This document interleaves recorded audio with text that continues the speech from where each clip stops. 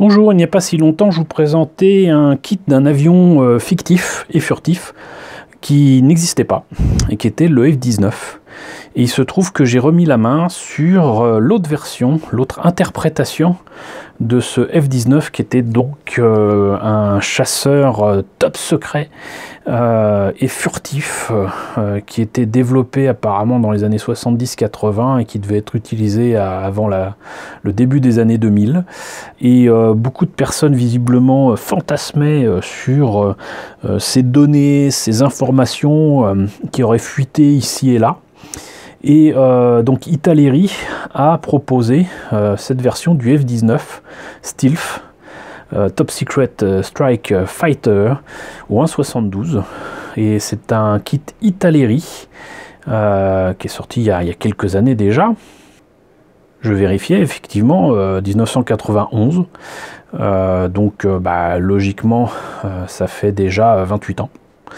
Et donc ce kit, comme vous voyez, est quand même très différent du F-19 que je vous ai présenté, beaucoup moins carré, beaucoup plus arrondi, enfin carré, l'autre n'était pas carré, mais là celui-là on dirait une savate avec de toutes petites ailes, et c'est quand même assez étrange de voir qu'on ait pu avoir l'idée de se dire que le F-19 devait ressembler à un Blackbird, un embryon de Blackbird, de SRX 71 si je me rappelle bien, peut-être version super déformed. C'est assez rigolo. Donc ce kit de 1991, je l'ai trouvé pas en 91 mais largement plus tard, ça devait être dans les années 2000. Il m'a pas coûté bien cher, apparemment il m'a coûté 11,50 €. Donc c'était effectivement dans les années 2000, parce que si ça avait été dans les années 90 ça aurait été en francs.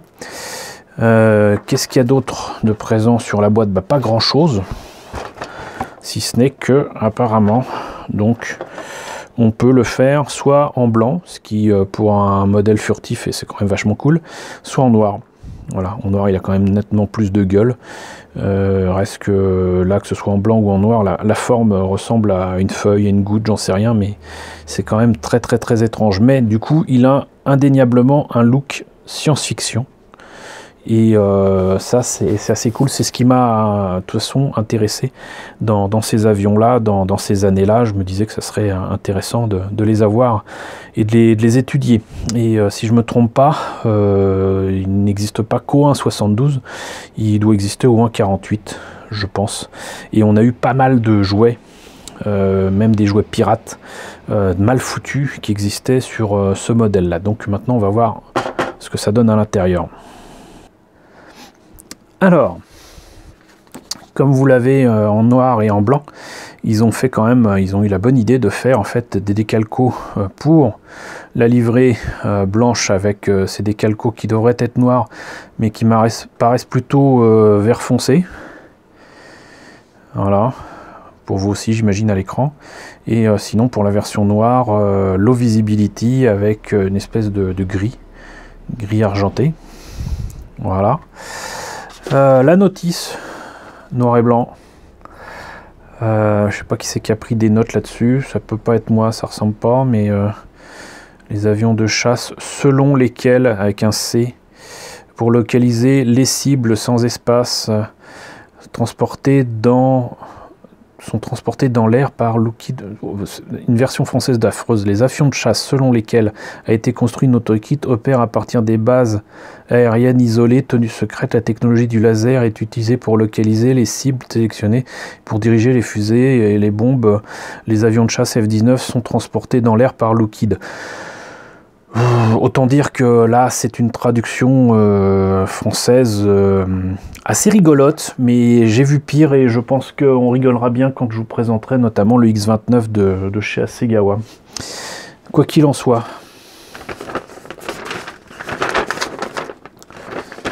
les pièces sont présentes, il n'y en a pas beaucoup. Il y a quand même un pilote, on n'est pas chez Revell.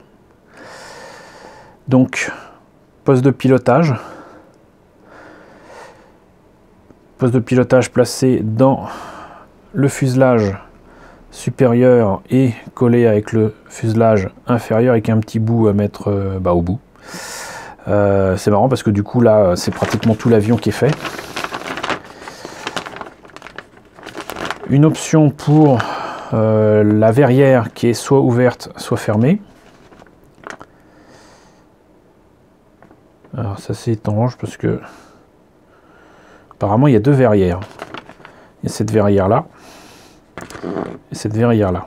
Ben, moi ça m'arrange parce que ça peut m'être utile pour certains kits bâches. Ici peut-être des détails à mettre pour les entrées d'air et les réacteurs peut-être de type vectoriel, je ne sais pas. À vous de me le dire. Les petites ailettes, l'empennage arrière, les soutes à bombes et à missiles, j'imagine, je ne sais pas quoi qui tiennent les missiles, et quand même un train d'atterrissage, et j'imagine, je pensais que c'était des trains d'atterrissage, mais apparemment non, puisque les trains d'atterrissage sont à placer ensuite. Voilà.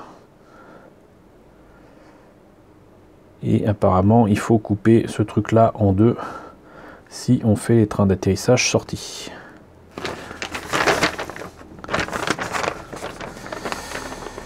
Les instructions pour les décalcos.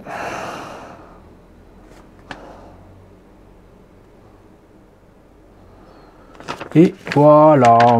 Donc c'est peut-être moi qui ai fait les petits ronds sur la notice. Peut-être moi. Donc voilà, bah écoutez, j'espère que... Bah j'ai pas fini. Moi qui me disais chouette, j'ai fait court, mais non, j'ai pas fini. Donc il faut que je vous présente quand même les pièces de cette maquette Italeri. Des maquettes Italeri, j'en ai pas tant que ça. Alors on remarquera qu'avec les maquettes Italeri, c'est sympa, mais on voit les formes à travers les couches de plastique. Là par exemple, vous avez ces détails-là, là, ici, et ben on les devine ici. Et ça c'est assez chiant, parce que si on les devine là, ça veut dire que la matière en fait va nécessiter qu'on rajoute de la matière sur ces plaques.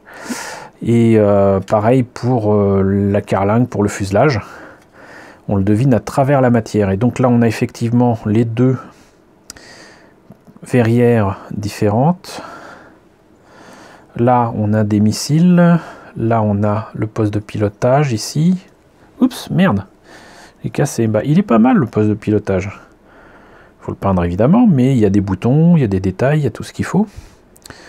Et ça m'a l'air assez sympa. Et donc c'est un kit non pas repris d'une autre boîte, quoique. Là donc il y a le seau Italeri Made in Italy. Parce que si vous ne l'aviez pas deviné, Italeri c'est italien. Les deux verrières, donc vous voyez pourquoi d'habitude j'enlève pas le plastique et tout ça.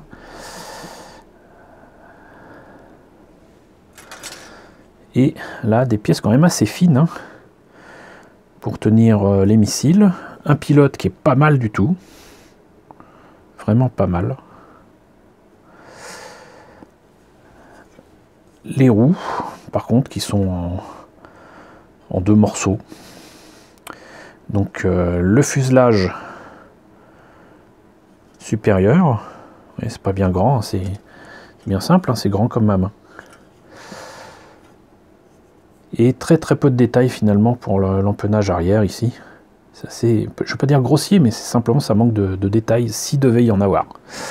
Voilà, donc bah écoutez, voilà, cette fois-ci c'est bon. On a fait le tour. Et moi je dois dire que j'aime bien le look de cet avion. Voilà, c'est tout l'intérêt de ces avions fictifs, furtifs. Ce qui est marrant, c'est de voir que il y a eu des maquettes sur des avions qui n'existent pas. Qu'il y ait eu des maquettes sur des avions expérimentaux. Qu'il y ait eu des maquettes comme ça sur des avions qui n'ont pas été produits en masse. Et cela, en plus, c'est issu totalement de l'imaginaire. Donc en fait, ça aurait pu être un avion réel, ça ne l'est pas. Donc du coup, ça n'est pas dit, mais c'est de la SF, c'est de la science-fiction. Ils ont complètement extrapolé, interprété des informations concernant le fait que les Américains et les Russes développaient des avions furtifs. Et tout content d'avoir soi-disant des informations qui avaient fuité, ils ont fait des maquettes à partir de là. Moi, je reste persuadé que c'était aussi un outil de propagande énorme dans les années 80 et que ça servait aussi bien un camp que l'autre de la guerre froide pour donner de fausses informations. Reste que là, en 1991, si je ne me trompe pas, le mur de Berlin était déjà tombé. On était déjà en pleine perestroïka. Donc, reste à savoir à quoi servaient finalement ces interprétations de données erronées. Donc, écoutez, j'espère que la présentation de cette nouvelle version du F-19 vous a intéressé. J'ai d'autres versions du F-19 et même un MiG, le Ferret, à vous présenter dans quelques temps. Donc j'espère que ces sujets vous intéressent, j'espère que la présentation de ce F-19 Stealth Fighter vous a intéressé. N'hésitez pas à me dire ce qu'il en est dans la section commentaires, n'hésitez pas à liker, les pouces bleus en ce moment c'est important, n'hésitez pas à partager, n'hésitez pas à vous abonner si ce n'est pas déjà le cas. Coucou aux nouveaux abonnés qui nous ont rejoints, on est de plus en plus nombreux, c'est cool. Coucou aux grands anciens qui continuent à me suivre, j'espère que les sujets que je développe régulièrement vous intéressent.